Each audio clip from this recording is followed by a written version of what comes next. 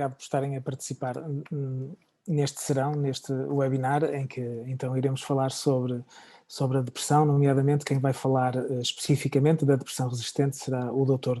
Nuno Silva, e eu irei fazer uma apresentação geral sobre aquela que é a missão do Serviço de Psiquiatria do Trofa Saúde Hospital Central, o nosso Hospital de Neurociências. O nosso Hospital de Neurociências assume-se como uma estrutura complexa que tem como ponto de entrada a consulta, quer a consulta geral, quer a consulta diferenciada e, nomeadamente, a urgência. Portanto, temos uma urgência psiquiátrica a funcionar e, portanto, são pontos de entrada, de contacto com o psiquiatra, assim que seja necessário. A pessoa com depressão, e podíamos falar de muitas doenças que levam o doente à psiquiatria, mas hoje vamos falar da depressão e eu só vou dar aqui dois tópicos, não é? A pessoa que tem uma tristeza muito acima daquilo que era normal ou a pessoa que deixou de sentir prazer, não é? Pode se calhar estar com uma depressão e neste contexto de crise, não é? Crise Covid, não é? Temos de facto muitas pessoas que de repente passaram a sentir que a morte seria uma saída e infelizmente temos também muitas pessoas a pensar no suicídio e infelizmente a cometê-lo. E, portanto, importa saber onde é que estão os serviços, onde é que as pessoas podem recorrer e, sobretudo, importa saber que isto é um trabalho laborioso e artesanal, mas também muito de conjunto. Há um modelo integrado, há a necessidade da pessoa, se calhar, falar com um psiquiatra, de falar com um psicólogo, se calhar de ter sessões de psicoterapia, de ser visto várias vezes, não é logo que se percebe qual é a melhor medicação, qual é o melhor tratamento, qual é a história toda que está por trás e muitas vezes a pessoa de facto entra num processo que pode demorar semanas a meses a ter um alívio sintomático. E portanto quando a pessoa tem pela primeira vez uma depressão pode ficar muito assustada e entrar aqui num grande bloqueio, mas há tratamentos e há soluções e, sobretudo, aquela perda de funcionalidade que a pessoa tem, porque de repente é tudo escuro, é tudo negro e não há soluções para nada, esse estado desaparece, mas pode, de facto, demorar tempo. E, portanto, é esta ideia de trabalho em conjunto, com vários técnicos e com várias intervenções, porque nós na psiquiatria não temos um TAC, não temos uma ressonância ou um raio-x que diga é este dedo que está partido. Nós vamos ter que conhecer a pessoa, vamos ter que a sentir e se calhar senti-la várias vezes, até de facto perceber. É muito frequente a pessoa chegar à consulta e se calhar nós ficarmos com uma ideia por baixo da real gravidade do quadro, não é? Se calhar só à segunda ou à terceira vez, ou porque algum familiar nos conta, é que nós ficamos a perceber tudo o que está por trás e a gravidade da questão. Sobretudo no que à depressão diz respeito e sobretudo quando a depressão atinge pessoas que foram funcionais durante anos e anos e que estão a tentar por todos os meios esconder o seu sofrimento. E, portanto, falar na depressão, muitas vezes as pessoas têm aquela ideia, ok, 6 meses e isto passa, às vezes não são 6 meses, é um ano, não é um ano, são 2, e depois entramos numa situação em que temos muitas vezes que mudar os tratamentos e às vezes isto vai funcionando, outras vezes entramos num ponto em que nada funciona. Esses casos não são assim tão raros e interessa dizer que há solução para isso e que existem soluções extremamente eficazes. Portanto, de facto, numa abordagem custo-benefício, tomar uma medicação que seja bem prescrita durante um período de tempo adequado é a primeira grande solução, não é? O custo-benefício da intervenção que é feita é muito elevado. Às vezes temos que associar à medicação uma psicoterapia e às vezes associamos uma medicação, uma segunda medicação, uma terceira, uma psicoterapia, fazemos tudo o que está ao nosso alcance e continuamos a acreditar que o diagnóstico é de facto uma depressão e temos que passar para outro tipo de abordagens. E é aqui que entra a comunicação 2 com o Dr. Nuno Silva, para falarmos da importância crucial que têm os tratamentos que mexem com o corpo de facto, nomeadamente com o nosso cérebro. A ideia da eletroconvulsivoterapia como se calhar o tratamento mais eficaz na psiquiatria era a ideia que eu gostava com que ficassem. Quando a doença está bem diagnosticada, quando a pessoa está a ser bem tratada ou já fez tudo o que estava ao alcance, este é um tratamento altamente eficaz e já lá vão os tempos em que isto, pronto, em que nós associamos a pessoa a ser quase torturada. Portanto, isto é feito em condições de elevada tecnologia, de reduzidíssimo sofrimento. Não quer dizer que não tenha efeitos laterais, mas está tudo muito bem. A pessoa está anestesiada, por exemplo. Portanto, a corrente elétrica que nós usamos, o que o Dr. Nuno usa, é de baixíssima intensidade. É tudo altamente escrutinado e aqui sim saímos um bocadinho daquele modelo holístico e de psicologia, psiquiatra, para irmos para uma situação altamente técnica, mas altamente eficaz. E se quisermos fazer aqui uma comparação, se nós tivermos uma paragem cardíaca, passa-nos aqui uma corrente elétrica e nós ressuscitamos. Se tivermos uma lesão muscular, passa-nos uma corrente elétrica e aquilo anda para a frente. E, de facto, a eletroconvulsivoterapia tem esse poder de abordar o cérebro todo ao mesmo tempo e biologicamente é uma transformação inacreditável. Nós estamos em equipa há 2 anos, não é? Eu tenho a honra e o prazer de partilhar o meu trabalho com o Dr. Nuno Silva e felizmente ele aceitou trabalhar connosco porque é uma pessoa altamente diferenciada e é difícil eh, ter as pessoas certas no lugar certo, mas de facto já mandei variadíssimos doentes que tinha feito tudo o que havia para fazer por eles e só quando passamos para a linha, para este tipo de abordagem é que a pessoa tem o alívio merecido e é bom para o doente, é bom para a família, é bom para nós. E, portanto, dar esta mensagem de esperança. É claro que é um caminho, não é? É um caminho que se tem que fazer. Isto não é nenhuma panaceia, mas tem uma taxa de eficácia nos casos bem selecionados, muito, muito perto dos 95%, se calhar mais. E, portanto, resumidamente, nós estamos a falar em nome do Hospital de Neurociências do Trofa Saúde Hospital, que por acaso nesta altura é em Vila do Conde, no antigo Hospital do Senhor de Bonfim, onde temos então urgência, consulta externa e internamento, e temos uma unidade especializada no tratamento da depressão, que é coordenada pelo Dr. Nuno Rodrigues, a quem eu agradeço a presença e passo a palavra. Muito obrigado por poder trabalhar consigo. Uhum. Muito bem, Dr. Jacinto, antes de mais, muito obrigado pelo convite e o sentimento é plenamente recíproco e desde já agradeço também a possibilidade de ter implementado este programa de terapia eletroconvulsiva. Muito bem, então o repto que me foi lançado foi de falar sobre a depressão, de falar mais em particular sobre a depressão resistente, que é um tema que cada vez mais nos ocupa, não só pela quantidade de doentes que de facto infelizmente não respondem às linhas iniciais de tratamento, como de facto pelas dificuldades que muitas vezes existem na abordagem a estes doentes. Apesar de tudo, de facto, há algo que podemos fazer, há abordagens que podem ser seguidas e que devem ser seguidas, e é precisamente sobre isso que pretendo agora aqui falar.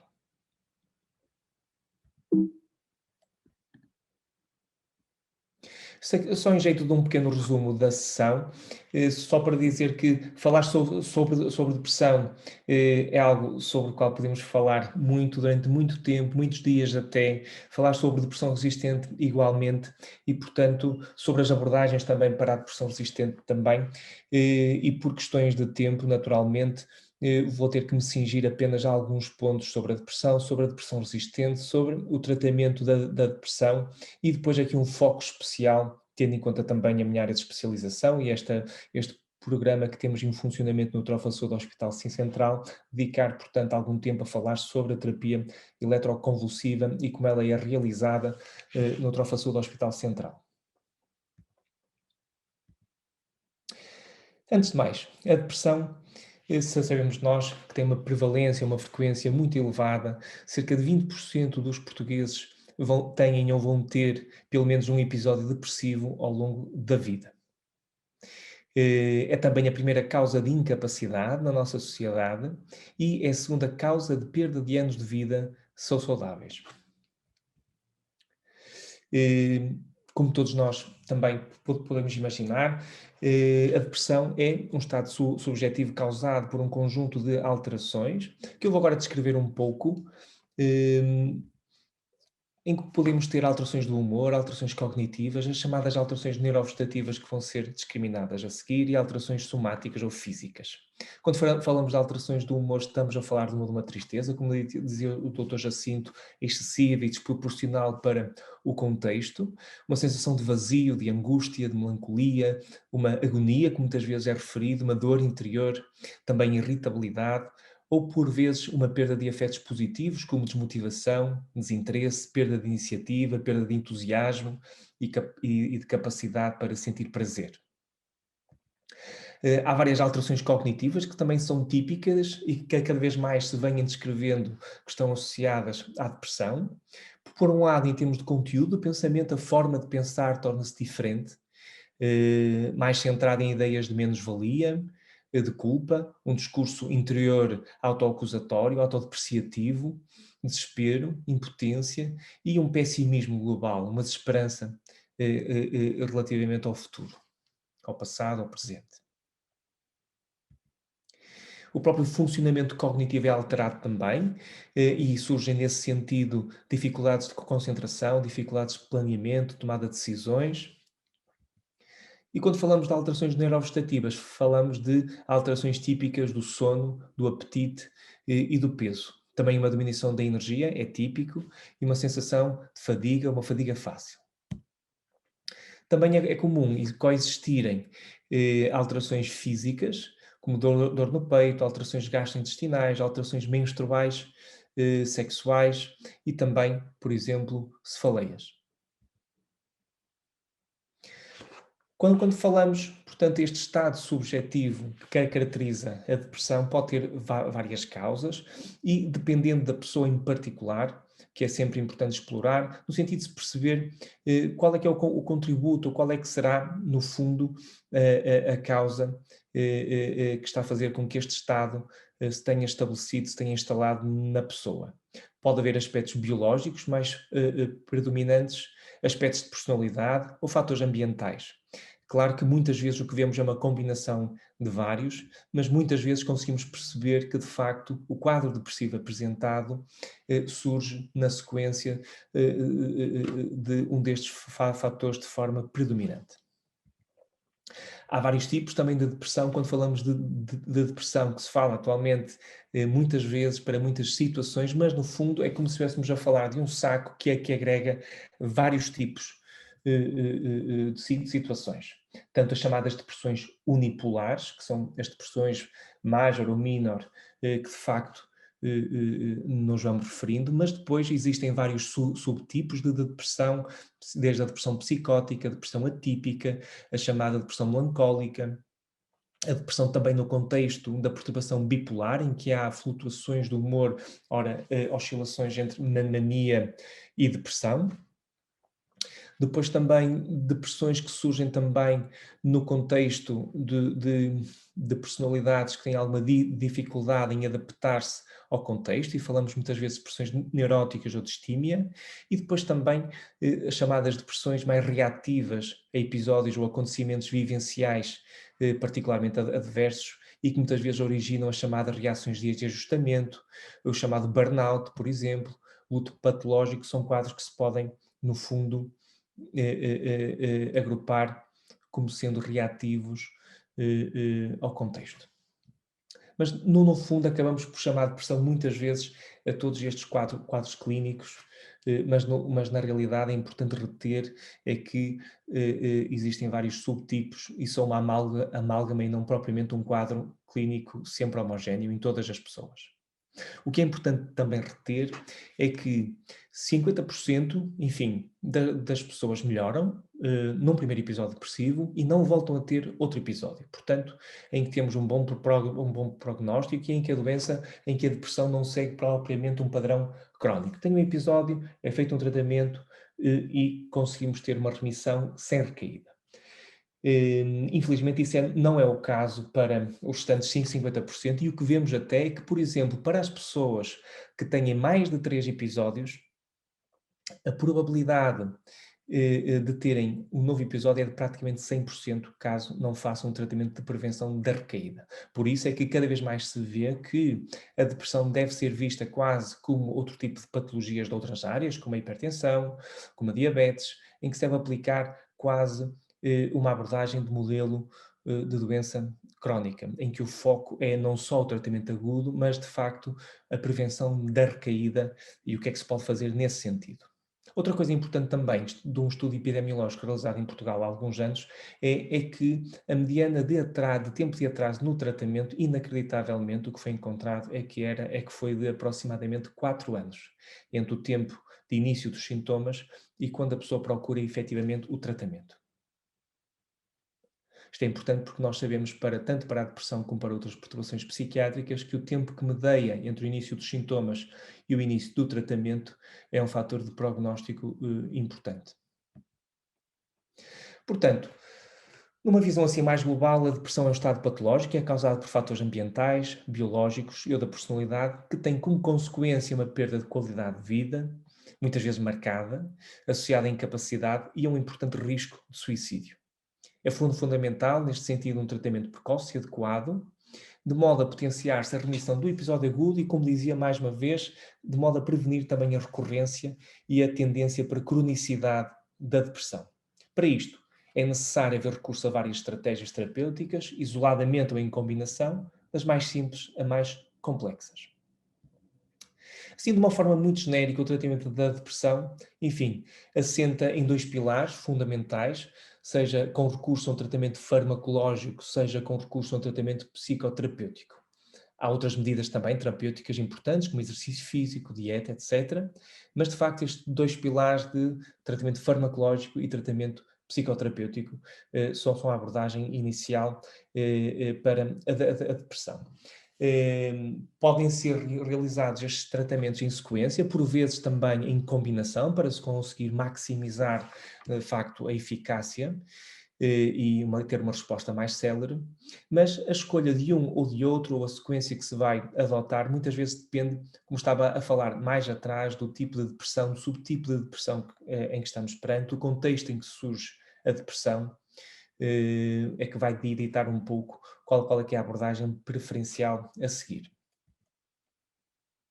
Agora, focando-me um pouco mais no tratamento farmacológico e numa abordagem mais biológica à depressão, em termos genéricos, quando tratamos a depressão, iniciamos com um antidepressivo, os chamados inibidores seletivos da recaptação de serotonina, enfim, ou outro fármaco também que tem esta indicação de primeira linha. Depois, não havendo uma melhoria tão satisfatória quando desejada, podemos ajustar a dose, podemos potenciar com outro antidepressivo, ou podemos trocar por outro antidepressivo de outra classe farmacológica. Se ainda assim não houver a melhoria que se pretende, podemos potenciar com outro tipo de fármacos, não antidepressivos, mas que acabam por ter um efeito antidepressivo, nomeadamente antipsicóticos ou estabilizadores do humor. Depois surgem outros fármacos off-label, em que aqui se incluem fármacos que às vezes são usados até noutras áreas da medicina, que não na psiquiatria, mas que podem ter alguma aplicação concreta, sobretudo para estas situações mais complexas.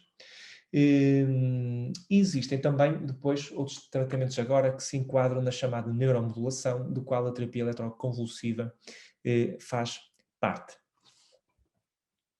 Eu vou depois abordar um pouco melhor também precisamente isso. Só para termos aqui uma ideia em termos de métricas, um doente que tem um episódio depressivo e que faz, portanto, um primeiro tratamento farmacológico, tem uma probabilidade de cerca de 1/3, de 33% aproximadamente, de melhorar com o tratamento. ok? Portanto, apesar de não haver dúvidas quanto à eficácia dos antidepressivos, sabemos que, de facto, a resposta também não é tão alta quanto desejaríamos. O que sabemos é que, se nós continuarmos e realizarmos mais linhas de tratamento, além da primeira linha, nós vamos conseguir que um terço adicional, ou seja, no total 2/3 dos doentes melhorem, após, por exemplo, 4 linhas de tratamento. Isto foi o resultado encontrado no maior estudo deste género de tratamento sequencial da depressão, chamado STAR-D, ao longo de 14 meses de tratamento. E, infelizmente, sobram um terço de doentes para os quais, apesar desta abordagem sequencial, não se conseguiu observar uma melhoria da sintomatologia. E noutro estudo até encontrou-se, por exemplo, que 10 a 20% dos doentes se mantêm altamente sintomáticos mesmo após múltiplos tratamentos sequenciais ao longo de dois anos. Agora, como ponto para reter e para repetir, cerca de um terço das pessoas com depressão não melhora após múltiplos ciclos de tratamento. E é neste sentido que chegamos à depressão resistente. A definição de depressão resistente não é propriamente consensual. A definição que eu aqui utilizo é se calhar a mais frequente de todas, em que corresponde a um episódio depressivo que persiste após pelo menos 2 ciclos de tratamento farmacológicos e psicoterapia em dose adequada e tempo suficiente. Ok? Mas, enfim, há autores que consideram que mesmo após o doente não melhorar a seguir a um tratamento, a um ciclo de tratamento, deverá ser considerado uma depressão resistente. Outros autores consideram que mais episódios devem ser realizados antes de se classificar como depressão resistente. Outra coisa que não é abordada propriamente pelos autores, mas que me parece bastante relevante, que não tem que ver só com o facto do doente melhorar ou não melhorar após 1, 2 ou 3 fármacos, mas tem que ver também com quantos episódios é que o doente tem. Porque o doente pode melhorar, de facto, facilmente com o tratamento, mas depois, rapidamente, ter também uma recaída, apesar de continuar a fazer a terapêutica adequadamente. Outro termo também que muitas vezes é importante levar em conta é que talvez depressão resistente não seja sempre o termo mais adequado, porque dá-nos a ideia de que é algo que é impossível de ultrapassar, e obviamente que nós gostamos sempre de ter, e neste caso parece-me justo também e adequado à realidade, uma perspectiva mais otimista. Ou seja, apesar de não haver uma melhoria após 1, 2, 3, ou seja, quantos forem ciclos de tratamento, não podemos dizer que seja efetivamente resistente, não podemos dizer efetivamente que não haja possibilidade de melhoria, o que podemos dizer é que estamos perante uma depressão difícil de tratar. Outro termo também que não me parece o mais adequado, uma coisa é dizermos que há uma tendência para a cronicidade, para a recorrência, isso tudo bem e é o que acontece infelizmente numa boa parte das pessoas que padecem de depressão. Agora, muitas vezes um termo usado é dizer que a pessoa tem uma depressão crónica, no sentido de que tem depressão que não é possível de tratar. Também julgo que é um termo e é uma ideia, é uma perspectiva que é importante de evitarmos, porque significa de facto que não acreditamos em alternativas terapêuticas e que, portanto, não investimos na procura dessas alternativas. Portanto, falando um pouco também sobre esta questão da resistência, muitas vezes não há uma verdadeira resistência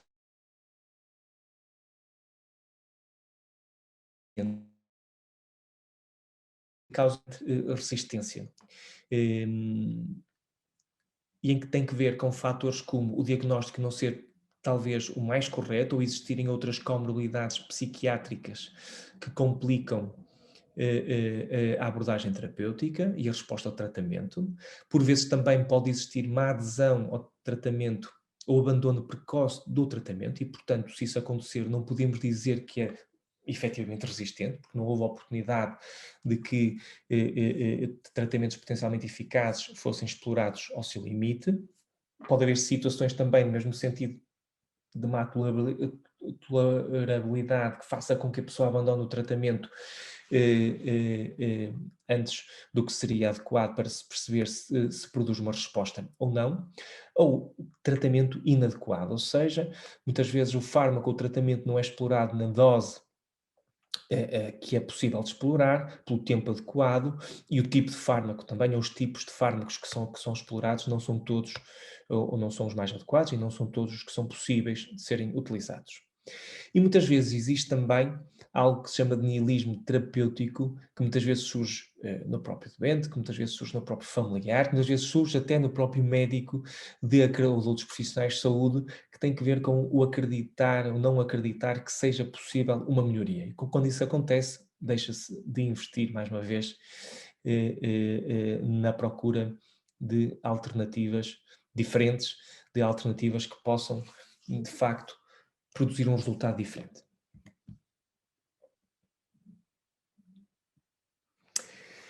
E para reter este ponto, que me parece importante, uma parte significativa das depressões resistentes é catalogada como crónica ou incurável, sem terem sido exploradas as várias opções terapêuticas. Isto é que me parece que é algo que devemos a todo custo evitar, é de facto atribuir este caráter de irreversibilidade, de impossibilidade de melhoria, quando ainda para mais não foram exploradas várias opções que são válidas, mesmo após muitas outras terem sido exploradas e não terem resultado.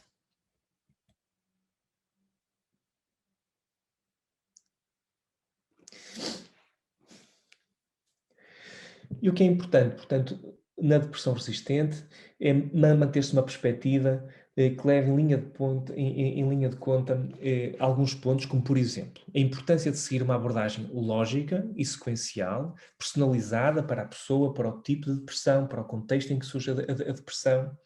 Portanto, cada ciclo de tratamento deve ser realizado durante o tempo necessário e em dose suficiente antes da etapa seguinte. Claro que, findo este tempo necessário, esta dose suficiente, não há motivo para não passar também para a etapa seguinte, porque muitas vezes permanece no tratamento, num determinado tratamento que não é eficaz por demasiado tempo. Mas é fundamental também um estrito cumprimento do tratamento por parte do paciente. Ou seja, não quero com isto dizer só a adesão ao tratamento e tomar nas horas corretas e tomar nas doses corretas, não tem só que ver com isto, tem que ver também com algo mais que se vê com alguma frequência, que é, por exemplo, o doente abandonar o tratamento quando não vê uma melhoria, por exemplo, ao fim de 1, 2, 3 ciclos de tratamento que se realizem. Esta ausência de melhoria, muitas vezes é interpretada como estar a ser realizado um tratamento mal feito, incompetente, mas muitas vezes pode não ser propriamente esse o caso. Nós nunca sabemos, precisamente, se determinada pessoa vai corresponder àqueles 50% que é fácil tratar, ou se vai corresponder aos outros 50%, ou particularmente àquele terço que é bem mais difícil de tratar. E, portanto, quando há este abandono e se perde este percurso de tratamento sequencial, gradual, muitas vezes abandona-se e reinicia-se outro tratamento, perdendo-se um pouco o que se tinha entretanto, o conhecimento que se tinha entretanto adquirido. Com opções terapêuticas para a depressão resistente, temos vários fármacos off-label, temos alguns fármacos até agora que se têm vindo a falar, temos fármacos também utilizados por outras condições clínicas que podem ser usados para o tratamento da depressão, por exemplo, a hormona de tireoideia. Temos depois com combinações de fármacos complexas, particularmente complexas, e que podem ser exploradas e que devem ser exploradas, obviamente, se não tivermos resultado com outras combinações mais simples. E depois temos um conjunto de tratamentos dentro da chamada neuromodulação, como a estimulação magnética transcraniana e a terapia eletroconvulsiva. Quando falamos de neuromodulação, podemos se calhar distinguir dos tratamentos farmacológicos, porque no caso dos tratamentos farmacológicos, obviamente, estamos a tentar modular, no fundo, o funcionamento químico do cérebro.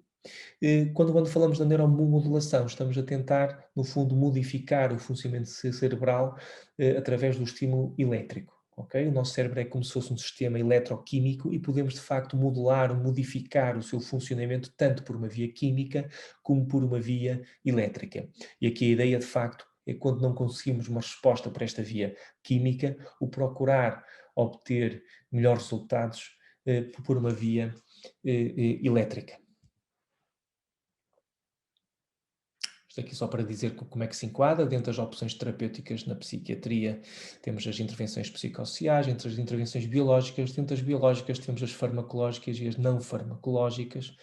E aqui temos, sobretudo, a chamada neuromodulação e tratamentos como a terapia eletroconvulsiva. Que é sobre isso agora que vou abordar um pouco. E o foco na terapia eletroconvulsiva tem que ver com o facto de, por um lado, ser um programa que oferecemos no Hospital Central e, ao mesmo tempo, também ter que ver com o facto de muitas vezes ser um tratamento subutilizado, como vamos ver mais à frente, mas apesar de ser subutilizado, é um tratamento claramente eficaz e com uma base científica bem estabelecida relativamente à mesma. Bem, em que é que consiste a terapia eletroconvulsiva? Consiste basicamente na aplicação de pulsos elétricos através do couro cabeludo. Esta corrente elétrica vai-se difundir por todo o tecido cerebral e é induzida uma convulsão que, neste caso, tem que ver com o induzir uma atividade cerebral síncrona em todo o cérebro. Isto faz com que haja uma libertação maciça de vários neurotransmissores, há um efeito neurotrófico, sobretudo em algumas estruturas que estão associadas à depressão, e há também uma normalização de circuitos cuja conectividade entre os mesmos é aberrante, é disfuncional, o que se consegue de facto é uma normalização gradual com as sessões de terapia eletroconvulsiva. Isto aplica-se através da administração de uma carga elétrica que é personalizada, apesar de haver outros modos. Isto aqui é como nós o fazemos porque acreditamos ser o melhor para a pessoa, que é uma carga elétrica personalizada e que é terminada numa primeira sessão. A corrente elétrica, só para distinguir da corrente elétrica que estamos habituados das tomadas das nossas casas, o que é aplicado não tem muito que ver com isso, porque é uma corrente elétrica totalmente parametrizada, em que podemos selecionar qual é a duração de cada pulso, a intensidade, a frequência, a duração total, e isto de acordo com o que é que pretendemos em termos de eficácia e também de efeitos adversos. É um procedimento realizado sob anestesia geral, em que é administrado um anestésico para induzir inconsciência e relaxante muscular. Pode ser realizado não só em regime de internamento, e neste momento, se calhar, até a maior parte dos tratamentos são realizados em regime de ambulatório, e as sessões podem ser realizadas com uma frequência de 2 a 3 sessões por semana. Também de realçar que a terapia eletroconvulsiva muitas vezes é usada no contexto agudo, ou seja, em que existe um episódio depressivo ativo e para induzir uma remissão, uma melhoria desse episódio, ok? E pode ser usado, e a tendência é para progressivamente ser mais utilizado também, não só nesse contexto, mas no contexto de prevenção da recaída, ou seja, não com a frequência de 2 a 3 vezes por semana, mas para aquelas pessoas que respondem de facto bem e que recaem quando suspendem o tratamento, é esta possibilidade de se manter as sessões de terapia eletroconvulsiva com uma frequência menor, de modo a manter-se a resposta que se obteve com um ciclo agudo. Isto aqui tem que ver só algumas imagens, a localização dos próprios elétrodos, que são várias, em função também se pretendemos uma resposta mais rápida ou não. Isto aqui os parâmetros de energia elétrica, isto a forma como a energia elétrica se difunde no cérebro. Apenas mais curiosidades. E quanto às indicações, obviamente que estamos a falar de depressão e é sobre isso que vamos falar, e no fundo também nas perturbações do humor, são as perturbações em que a terapia eletroconvulsiva é na generalidade mais eficaz, é eficaz em vários tipos de depressão, como por exemplo subtipos como depressão psicótica, depressão melancólica, depressão bipolar. É eficaz também depois noutros quadros de alterações do humor, como mania e episódios mistos. E já agora também, a título de curiosidade, pode ser utilizado como uma estratégia de potenciação na esquizofrenia, para tratamento de casos de catatonia e noutros, como por exemplo, síndrome maligno dos neuroléticos. Existem também outras possíveis indicações para casos especialmente refratários, que eu não vou aqui abordar. Agora, a questão é, se temos estas indicações, quando é que devemos utilizar? Devemos utilizar a terapia eletroconvulsiva apenas como terapêutica de último recurso, quando rigorosamente mais nada resultou, após anos e anos de tratamentos infrutíferos. Devemos utilizar apenas em doentes que têm chamadas depressões resistentes, com esquemas farmacológicos, que estão a fazer esquemas farmacológicos de eficácia desconhecida, enfim, combinações de muitos fármacos sem resposta. Devemos esperar que essas combinações sejam feitas primeiro e só depois realizar a terapia eletroconvulsiva.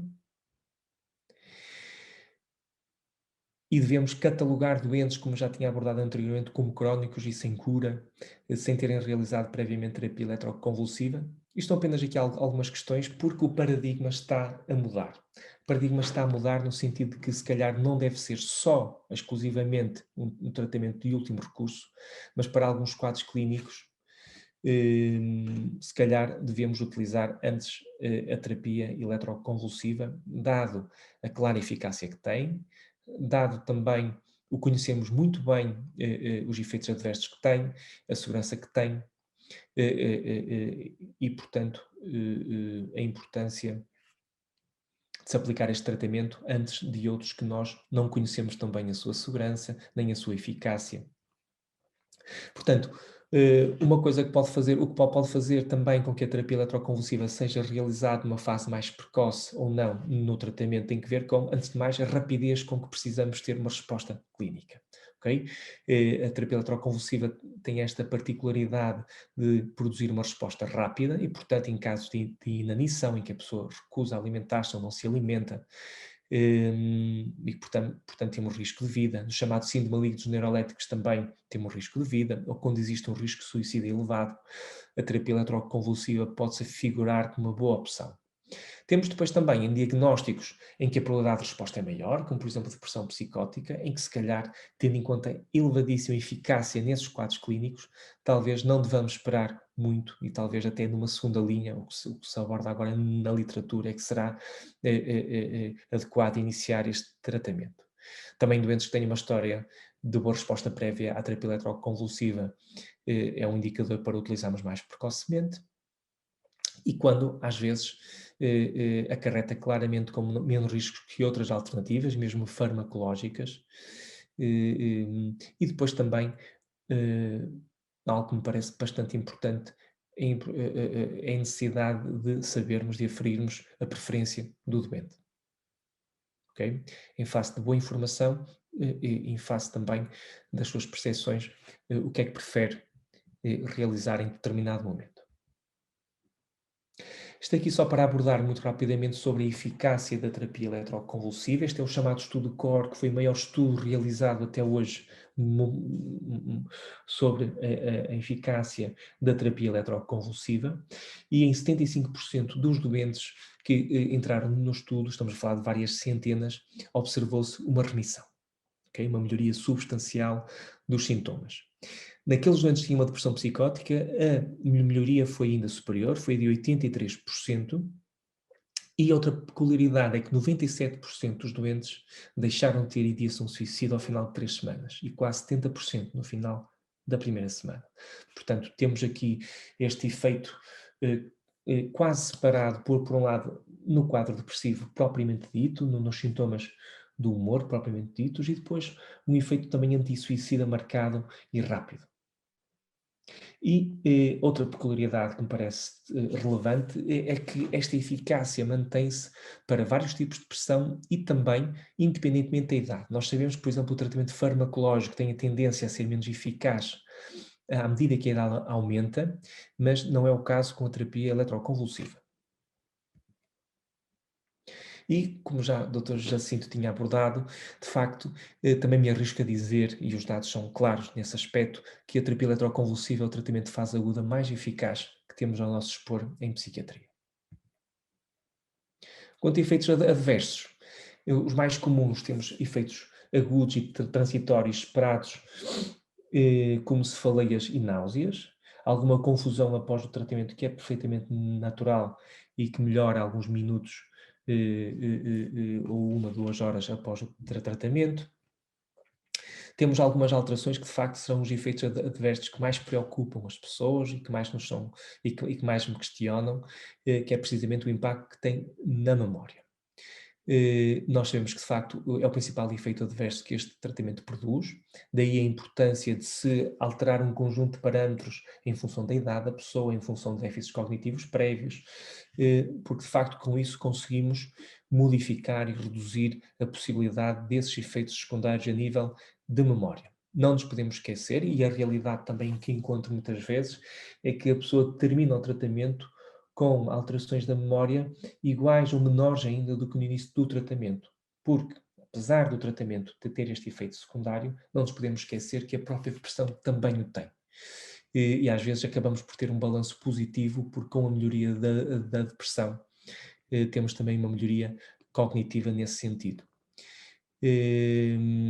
Mas, portanto, temos chamada memória antrógrada, que é a capacidade de aprender coisas novas, que podem surgir algumas falhas, algumas dificuldades durante o período de tratamento, mas em que a grande maioria dos doentes recupera na totalidade no prazo de um mês após terminar o ciclo de tratamento. E a memória retrógrada, ou seja, a capacidade de evocar coisas mais antigas, cuja recuperação sucede no prazo habitual, a recuperação de totalidade no prazo habitual de 6 meses, em que estão descritos, apesar de muito raramente, déficits permanentes de episódios concretos destas memórias antigas.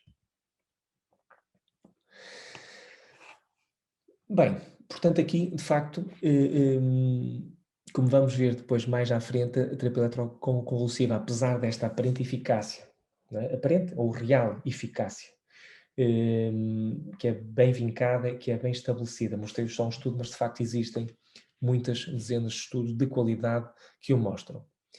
Apesar disso também, os efeitos adversos existem, mas conseguem ser significativamente minimizados com os protocolos mais recentes.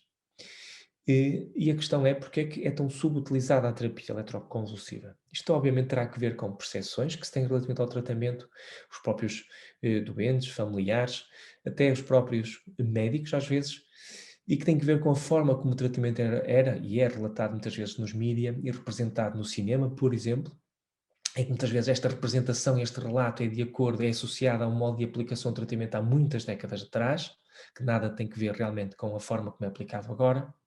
Há um exagero nestas representações dos efeitos adversos e não são sequer relevados, não é dado relevo aos efeitos terapêuticos, e muitas vezes é atribuído um caráter coercivo à relação do tratamento, quando na realidade é totalmente voluntário. E só agora para termos uma noção sobre as percepções que, por exemplo, neste estudo foi encontrado, as percepções que os próprios pacientes e os familiares tiveram relativamente ao tratamento após a realização do mesmo, em que vemos que quase 80% dos pacientes dizem que as pessoas não deverão ter receio da terapia eletroconvulsiva e 100% dos familiares dizem isso. 66% dizem que estou contente por eu ter recebido terapia eletroconvulsiva e 100% dos familiares referem isso. 70% diz que a terapia eletroconvulsiva melhorou a minha qualidade de vida e quase todos os familiares também o dizem. Estou mais confuso desde o tratamento com terapia eletroconvulsiva, apenas 4% dos pacientes o referiram neste estudo e 0% dos familiares. Portanto, vemos que uma coisa são as percepções, quando não conhecemos as coisas, quando nos baseamos nestas representações dos mídia ou de alguém que nos conta. Outra coisa são percepções formadas com base na realidade e que estão em claro contraste com estas primeiras.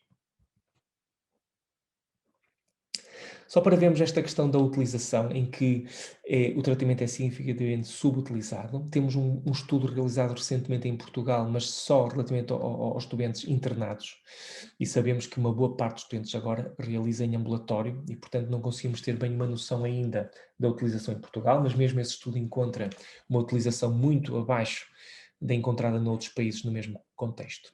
O que vemos aqui é que, de facto, a utilização é muito variável. Vemos que os países escandinávicos são os que mais utilizam a terapia eletroconvulsiva e vemos depois outros países em que a terapia eletroconvulsiva é muito pouco utilizada, a Itália que está praticamente extinto e não é utilizado, e vemos, portanto, esta variação superior a 1000 vezes entre países. Portanto, os habitantes destes países que padecem, infelizmente, de depressão têm uma probabilidade muito diversa de poder receber este tratamento só com base de viverem num país ou no outro país. Isto acontece não só a nível de países, entre países, acontece entre regiões. Este é um estudo em Espanha e a realidade acredito que não seja muito diferente em Portugal, em que vemos, por exemplo, doentes que vivem em zonas urbanas mais desenvolvidas têm uma probabilidade muito superior de receber este tratamento, quando indicado, do que noutras regiões.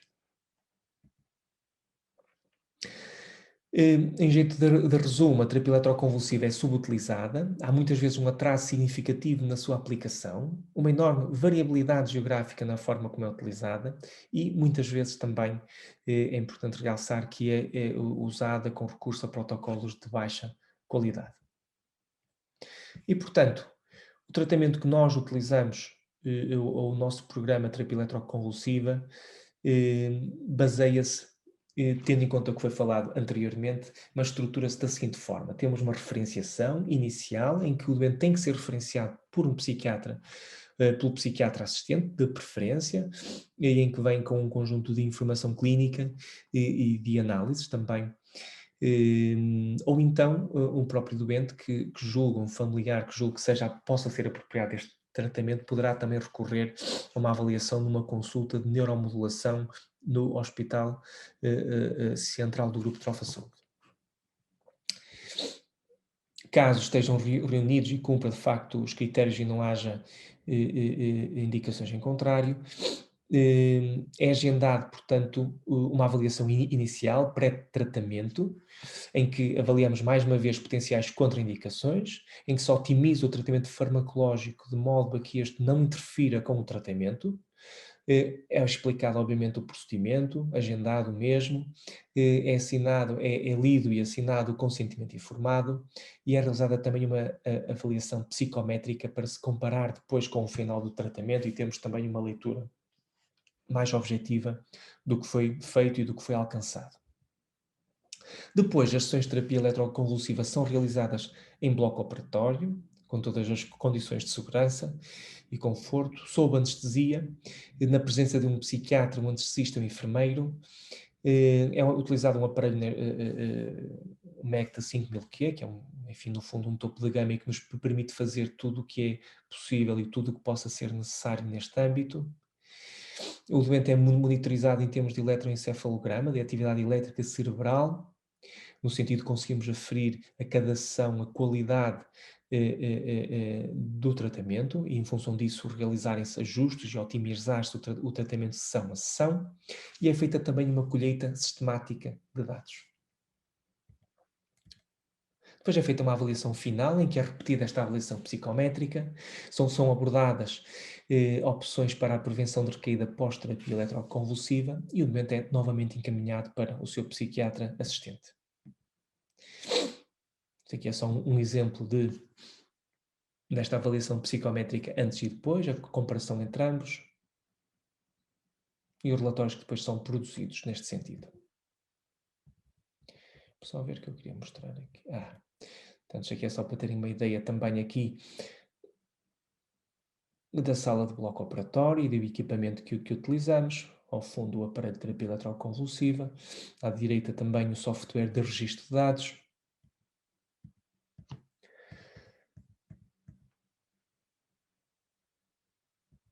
E a nossa experiência, desde o início de 2020 foram realizadas aproximadamente 340 sessões de terapia eletroconvulsiva, em 88% dos casos para o tratamento de perturbações depressivas, e observamos uma melhoria muito substancial em aproximadamente 70% dos doentes. Nos doentes com diagnóstico de depressão psicótica, todos tiveram remissão.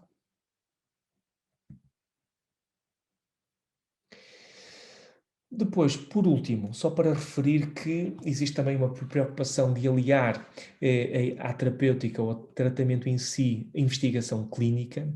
Isto tem que ver com a possibilidade de, com isso, melhorarmos a qualidade do tratamento e procurar estarmos atualizados, oferecer as técnicas mais inovadoras ao doente e a capacidade, assim, para criarmos respostas altamente personalizadas para cada doente. A terapia eletroconvulsiva está a evoluir no sentido de não é tratar com de uma forma qualquer, mas existem formas cada vez mais aprimoradas, cada vez mais detalhadas e mais adaptadas e personalizadas à pessoa em concreto que temos. Depois também, obviamente, que temos esta responsabilidade e podemos contribuir para partilhar novo conhecimento com a comunidade científica e com isso beneficiar destes acrescentos de conhecimento outras pessoas. Alguns dos estudos que foram, entretanto, já publicados mais recentemente, este em 2020, publicado no Journal of Clinical Neuroscience and Psychopharmacology, que tem que ver com a importância da interação de um fármaco com a terapia eletroconvulsiva e sobre como é que se deve proceder nessas circunstâncias.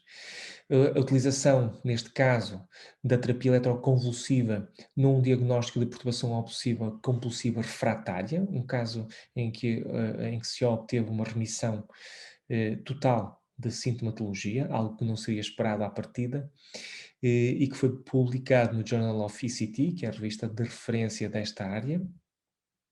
E, entretanto, temos mais 3 estudos em preparação para publicação, esperemos que o sejam ainda este ano. Portanto, o objetivo do programa de terapia eletroconvulsiva do Trofa Saúde Hospital Central é, no fundo, providenciar a terapia eletroconvulsiva ao doente com máxima qualidade, segurança e conforto.